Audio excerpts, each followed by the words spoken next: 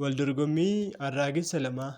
Arraagessi lamaa jireenya isaanii guutuu keessatti kan wal dorgomaa turanidha. Egaa inni tokko natu irra si caalaa jabaa, inni tokko immoo natu irra si caalaa balali'a. Inni kunis natu si caalaa balali'a, anatu irra jabaadha waliin jedhanii dorgommii keessa wal galchu turan. Egaa kana ta'ee maaliif eenyu akka caalu adda hin baafannu. Dorgommii tokko haa qopheeffannu jedhanii walii galan.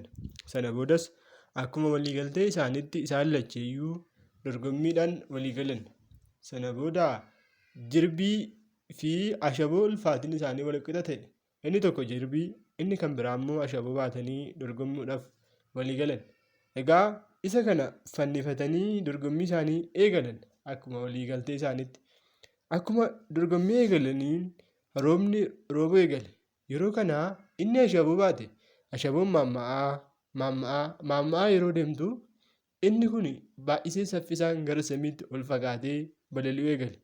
Akkasuma immoo inni jirbii baate jirbiin bishaan kuufachaa yeroo deemtu itti ulfaachaa deemuudhaan inni boodarratti dadhabee dorgommii keessaa bahe. Sana booda inni kun injifataa, inni kun immoo injifatamaa ta'e. Egaa jireenya keenya keessatti gaafa dhufnu osoo haala naannoo hin beekin, waan tokko jalqaba isaa malee osoo xumura isaa hin beekin gaafa eegallu akka quraa isa jirbii baatee dorgommii seenee kana taana. Jalqaba isaa gaafa laallu miidhagaa salphaa fakkaata.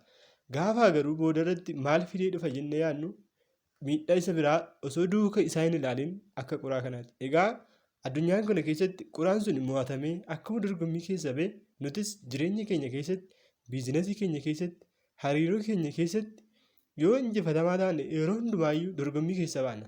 Addunyaan kun injifattootaaf malee warroota injifatamaniif iddoo hin qabdu. Egaa yeroo hunda injifachuuf dursiitii xiinxali, madaali, murteessi. Sana boodas gara dorgommii seeni ni injifatta. Egaa jalqaba laaltee xumura tilmaamuuf dursitee itti yaadi. Waan nu faana taataniif sin jaalannaa. Laayikii fi sabiskiraayib gochuun dagatinaa.